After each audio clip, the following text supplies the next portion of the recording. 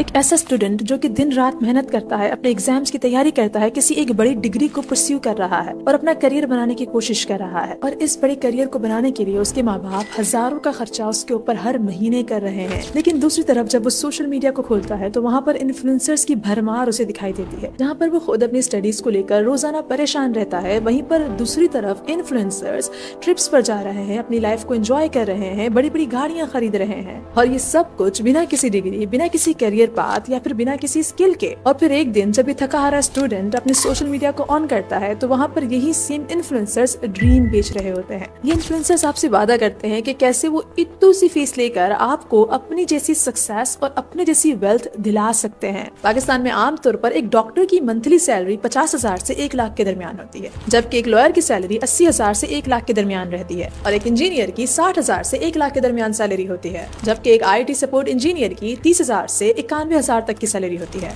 एक data scientist 5 lakh तक कमा सकता है, एक IT मैनेजर 5 लाख तक कमा सकता है, जबकि एक सॉफ्टवेयर इंजीनियर 1 लाख तक कमा सकता है। लेकिन दूसरी तरफ जरा प्रॉफिट के इस आर्टिकल को देखिए जो कि 2021 से 2022 में पाकिस्तान की इन्फ्लुएंसर मार्केट के बारे में है, कि इन्फ्लुएंसर मार्केट में इन्फ्लुएंसर से कितनी ज्यादा अर्निंग कर लेते हैं खाली ब्रांड्स को प्रमोट करने के बाद। इस आर्टिकल के मुताबिक एक एवरेज इन्फ्लुएंसर पाकिस्तान में पर मंथ सिर्फ डिफरेंट ब्रांड्स की प्रमोशन कर ही 1 लाख से 5 लाख कमा रहा है। इसका मतलब ये हुआ कि पाकिस्तान में एक इन्फ्लुएंसर किसी भी डॉक्टर या फिर इंजीनियर के मुकाबले में ज्यादा कमा रहे हैं, या तो उनके बराबर का कमा रहे हैं, बिना किसी प्रॉपर स्टडीज, क्वालिफिकेशन या फिर स्किल के। अब ये तो नॉर्मल इन्फ्लुएंसर्स हैं जो कि इतने ज्यादा पॉपुलर नहीं है, लेकिन अगर हाई डिमांड पॉपुलर इन्फ्लुएंसर्स की बात की जाए जैसे कि डकी भाई, दाना नीर, मास सफदर, रजब भट्ट, जन्नत मिर्जा, तो इनके रिपोर्टेडली सालाना अर्निंग 1 करोड़ के करीब पहुंचती है, यानी कि पर मंथ ये लोग 8 लाख के करीब कमा रहे हैं। और ये तो नॉर्मल एस्टिमेटेड रेवेन्यू है। अगर बात डकी भाई और रजब भट्ट जैसे व्लॉगर्स की जाए तो वो तो इससे भी ज्यादा डबल अर्निंग पर मंथ कर रहे हैं। तो फिर उस स्टूडेंट को क्या मिला जो कि रोजाना मेहनत कर पेपर्स दे रहा है, अपनी पढ़ाई पर खर्च कर रहा है, लेकिन उसके बावजूद भी उस अमाउंट को नहीं हिट कर पा रहा जिस अमाउंट को ये डेली व्लॉगर्स या फिर ये इन्फ्लुएंसर्स हिट कर पा रहे हैं। ये स्टूडेंट कितनी ही मेहनत क्यों ना कर ले अपने करियर में, उसके बावजूद भी उसे प्राइम मिनिस्टर मिलने के लिए नहीं बुलाएंगे और ना ही गवर्नमेंट हाउसेस की तरफ से उसे कोई रिस्पेक्ट दी जाएगी। तो इसका मतलब क्या हुआ कि एक इन्फ्लुएंसर का करियर हमारे नॉर्मल करियर से ज्यादा रिस्पेक्टेड या फिर ज्यादा इंपॉर्टेंट या फिर ज्यादा वैल्यू रखता है। तो आज की वीडियो में हम इसी रोड मैप को समझने की कोशिश करेंगे जो कि ये व्लॉगर्स या फिर ये इन्फ्लुएंसर्स हमारे दिमाग में फिल करते जा रहे हैं।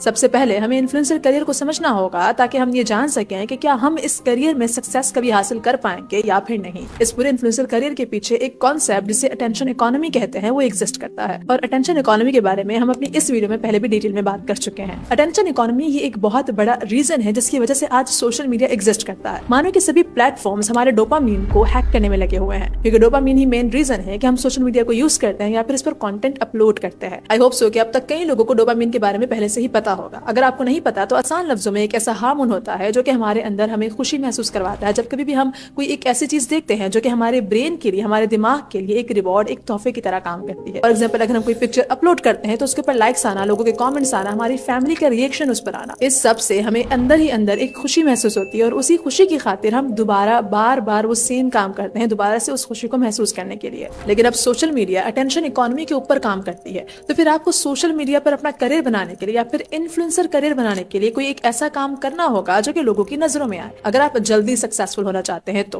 अब सोशल मीडिया पर 2 तरह के क्रिएटर्स होते हैं। एक वो होते हैं जो कि कंटेंट क्रिएशन करते हैं, अपना आर्ट, अपनी स्किल्स लोगों के साथ शेयर करते हैं, या फिर as a doctor, as a teacher, as a language expert अपनी एक्सपर्टीज लोगों के साथ शेयर करते हैं और दूसरों को सिखाने का काम करते हैं। जबकि दूसरी तरफ वो इन्फ्लुएंसर्स होते हैं जो कि अपना लाइफ स्टाइल शेयर करते हैं व्लॉग्स के थ्रू, नॉर्मल रील वीडियोस के थ्रू, बिना किसी टैलेंट, आर्ट या फिर स्किल के। और अगर आप नोट करोगे तो ये लाइफ स्टाइल वाले जो व्लॉगर्स या फिर क्रिएटर्स होते हैं वो कई हद तक ज्यादा अर्निंग कर लेते हैं उन नॉर्मल कंटेंट क्रिएटर्स के मुकाबले में जो कि अपना आर्ट या फिर अपने स्किल्स शो कर रहे हैं। यही रीजन है कि इरफान जुनेजो और मोरू जैसे क्रिएटर्स जिनकी एक वीडियो की क्रिएशन में उनको महीनों लग जाते हैं, वो बहुत कम अर्निंग जनरेट करते हैं डक्की भाई या फिर रजब भट्ट जैसे व्लॉगर्स के मुकाबले में, जो कि हर दिन एक नया व्लॉग अपलोड करते हैं और हर एक व्लॉग के थ्रू वो मिलियंस ऑफ रुपीस जनरेट कर रहे हैं। और अगर आपको भी वो वाली सक्सेस चाहिए तो आपको अटेंशन इकोनॉमी के ऊपर काम करना होगा। एक मरतबा जब आपको अटेंशन मिल जाए तो आपको उस अटेंशन का अच्छे से इस्तेमाल करना होगा, माउस अटेंशन से मनी जनरेट करने के लिए, जैसे कि ये व्लॉगर्स कर रहे हैं। लेकिन क्या ये इन्फ्लुएंसर वाली सक्सेस इतनी वर्दी है कि आप अपनी डिग्रीज इसके लिए छोड़ दो और अपनी स्टडीज इसके लिए छोड़ दो? देखो, सबसे पहली चीज जो हमें समझने की जरूरत है वो ये है कि हर कोई सोशल मीडिया पर इन बड़े बड़े बिग सो कॉल्ड इन्फ्लुएंसर्स की तरह पॉपुलर नहीं होता है। बहुत सारे इन्फ्लुएंसर्स आपको सोशल मीडिया पर देखने को मिलेंगे,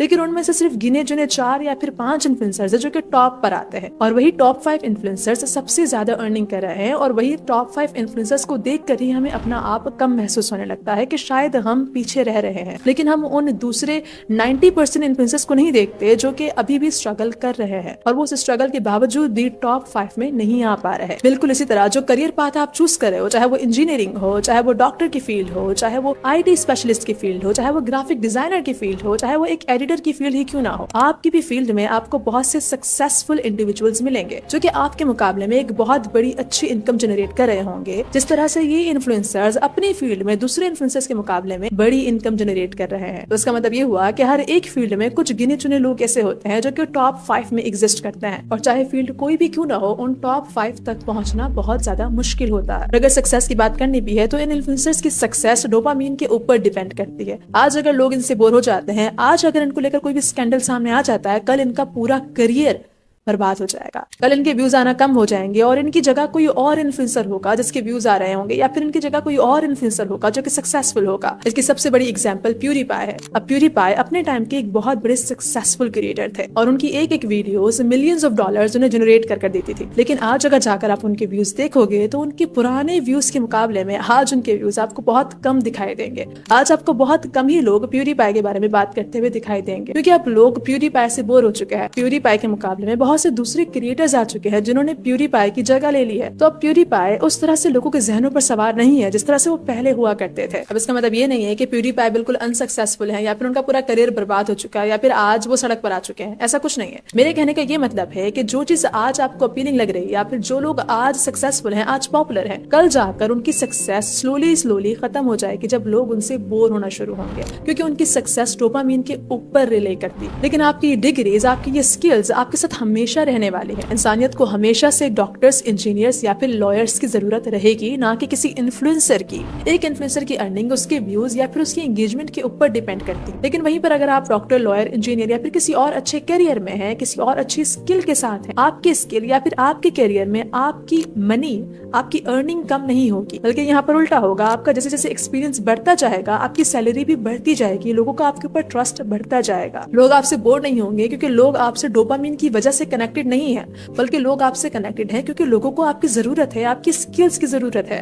यहाँ से अंदाजा लगाएं कि पाकिस्तान में एक टाइम पर स्किट वीडियोस पर मिलियंस ऑफ व्यूज आया करते थे। ये सभी क्रिएटर्स एक अच्छी खासी इनकम जनरेट कर रहे थे। आज आपको स्किट वीडियोस बहुत कम दिखाई देंगी। आज अगर वो स्किट वीडियोस अपलोड भी करेंगे तो उस पर उस तरह से व्यूज नहीं आएंगे जितने व्यूज उनके पहले आया करते थे। यही एक बहुत बड़ा डाउनफॉल होता है इन्फ्लुएंसर करियर का। अगर आपका कोई बिजनेस है या फिर कोई करियर है जिसके ऊपर आप काम कर रहे हो, तो आपको रोजाना उठकर ये सोचने की जरूरत नहीं होगी कि आज कौन सा कंटेंट अपलोड करूं, अब ट्रेंड में क्या चल रहा है, ट्रेंड में क्या नहीं चल रहा है, कि ये सब कुछ मेरी ऑडियंस को पसंद आएगा या फिर नहीं आएगा। ये सब सोचने की जरूरत नहीं होगी। आपका अपना करियर सेट है, आप उसी करियर के ऊपर नॉर्मली आराम से सुकून से काम कर पाओगे। अगर बात टॉप 5 की हो रही है तो क्यों ना उन बिजनेसमैन की बात कर ली जाए जो कि इन इन्फ्लुएंसर्स के मुकाबले में एक बहुत अच्छी इनकम जनरेट कर चुके हैं, जैसे कि शाहिद खान, मियां मोहम्मद, मानशा, अनवर परवेज, माजिद बाशिर। ये पाकिस्तान के टॉप 4 रिचेस्ट बिजनेसमैन माने जाते हैं। अब इनकी एनुअल अर्निंग डकी भाई, रजब भट्ट, इन सब के मुकाबले में बहुत ज्यादा है। तो क्या अब भी आप यही सोचेंगे कि नहीं, ये इन्फ्लुएंसर्स ही ज्यादा अर्निंग करते हैं, हमारे दूसरे करियर्स में कुछ नहीं रखा या फिर स्टडी में कुछ नहीं रखा?